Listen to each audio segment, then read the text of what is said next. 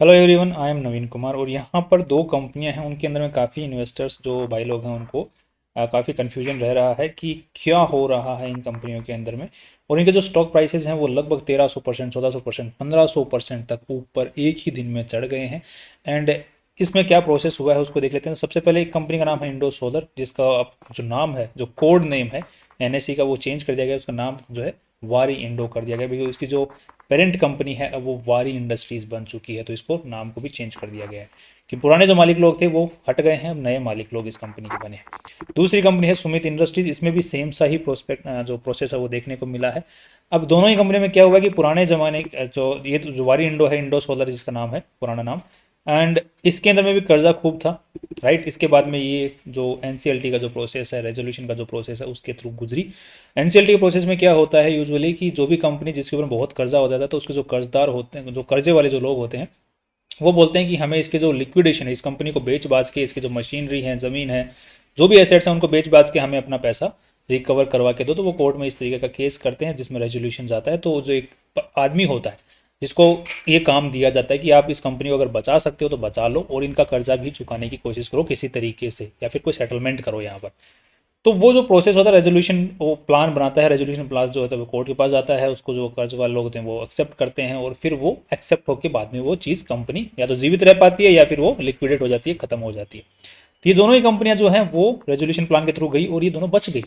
Right, अब इस जो प्रोसेस में बच गई, अब इसमें जैसे वारी इंडो को हम लोग देखते हैं यहाँ पर, तो यहाँ पर देखने को मिल रहा है कि कंपनी के जो प्रमोटर लोग हैं, पहले जो कोई और थे जिनके पास में 56% के आसपास मालिकाना हक था, उन अब रेजोल्यूशन प्लान में ये चीज़ थी कि इनके जो प्रमोटर लोग हैं उनको तो पूरा का पूरा एक भी शेयर नहीं छोड़ा जाए, उनके तो सारे के सारे शेयर्स खत्म कर दिए जाए। इस कंपनी के भी, और सुमित इंडस्ट्रीज जो कंपनी है इसके भी जो प्रमोटर लोग थे उनके भी सारे के सारे शेयर्स खत्म कर दिए जाए, उनको तो एक भी शेयर ना छोड़ा जाए।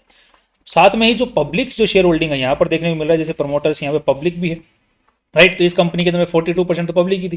तो पब्लिक के रेजोल्यूशन में क्या निकला कि जो भी पब्लिक तौर पर जिसके पास में जितने भी शेयर्स थे, तो मान लीजिए किसी के पास में 100 शेयर्स है तो उसका एक शेयर छोड़ दिया जाए, जिसके बाद 200 है तो उसके बाद दो छोड़ दिया जाए। तो हर 100 शेयर्स पे एक शेयर्स उनका छोड़ दिया पब्लिक के लिए, सिर्फ पब्लिक वालों के लिए। और सुमित इंडस्ट्रीज में भी यही किया गया। उसमें क्या किया गया कि जिस भी भाई के पास में 77 शेयर थे, 77, उसको 4 शेयर्स छोड़ दिए गए। इसके भी प्रमोटर्स के तो सारे शेयर्स खत्म कर दिए गए, उनका तो जितना भी इन्वेस्टमेंट था वो सारा खत्म हो गया। बट जो पब्लिक थे उनको बोला कि 77 शेयर पे एक 4 शेयर छोड़ दिए जाएंगे। तो अब इस दोनों ही कंपनी में क्या हुआ, अब अचानक से फिर रेजोल्यूशन पास हो गया, तो अब दोबारा जो कंपनी थी वो रीलिस्ट होती है स्टॉक मार्केट में, रीलिस्ट होती है। तो रीलिस्ट होती है तो तब जो नया काम जो कंपनी तो कर चलते तो आ रहे, काम तो बंद थोड़े हुआ है, लिक्विडेशन का प्रोसेस चल रहा है, रेजोल्यूशन बन रहा है, वो कोर्ट के लेवल पे काम हो रहा है, बट कंपनी जो फैक्ट्रियाँ हैं वो अपने लेवल पे काम चल रही हैं, वो प्रोडक्शन चल रहा है, उनका बाइंग सेलिंग जो भी है ग्राउंड लेवल पे वो चल रहा है।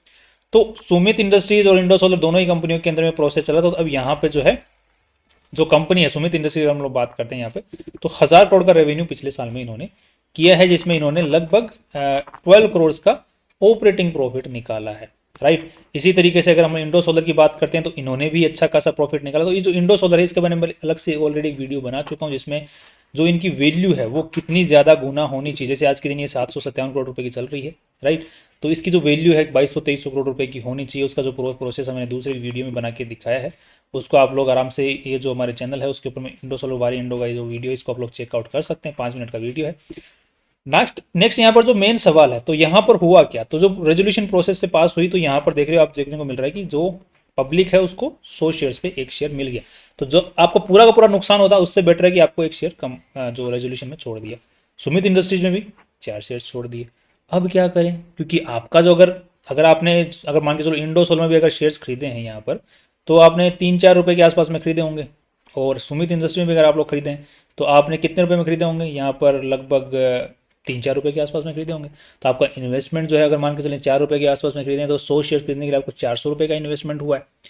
अब सुमित इंडस्ट्रीज में आपको 77 शेयर पे 4 शेयर बचे हैं, तो ऑल ओवर मैंने कैलकुलेशन निकाल के देखा कि आपको स्टिल आपके इन्वेस्टमेंट पे 35% तक का नुकसान हो रहा है।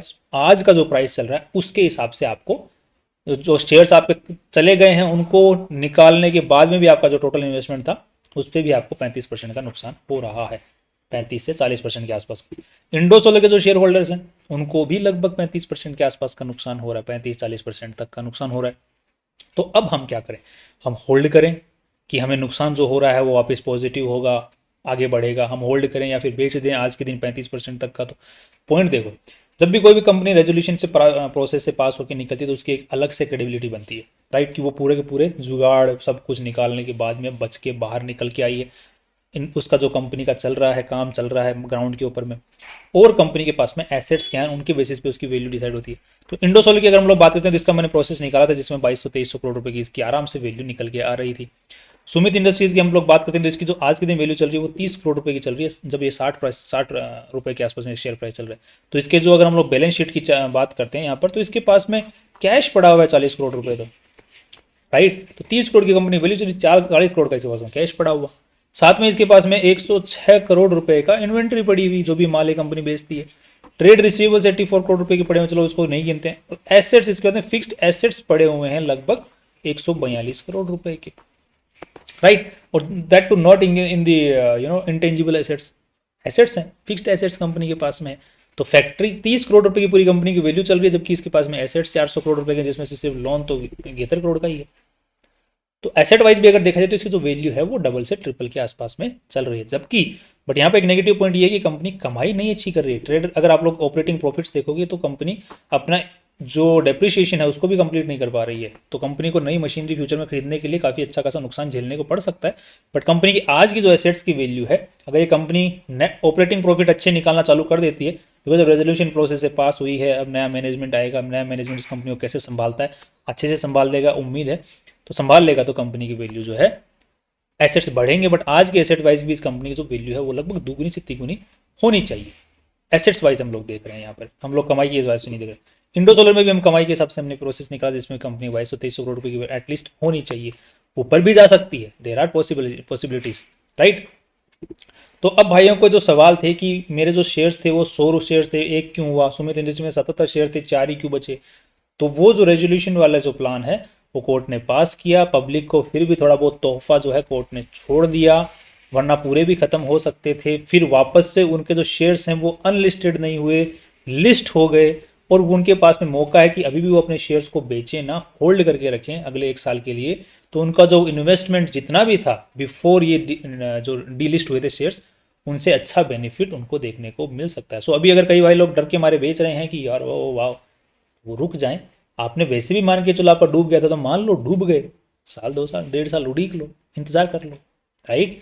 दैट्स माय पर्टिकुलरली दो राय ही, जो कि आपको जो फाइनल जो राय माननी है अपने फाइनेंशियल एडवाइजर से पूछ के ही माननी है। बाकी ये जो प्रोसेस है उस प्रोसेस के बेसिस पे मैंने आपको अपनी 1-2 बात रखी है आपके सामने, राइट। That's all. कल फिर मिलते हैं वीडियो के साथ में। बाकी आपको कोई भी सवाल और रह जाता है तो आप नीचे कमेंट सेक्शन में कमेंट कर सकते हैं, we can talk later on that thing, right. See you.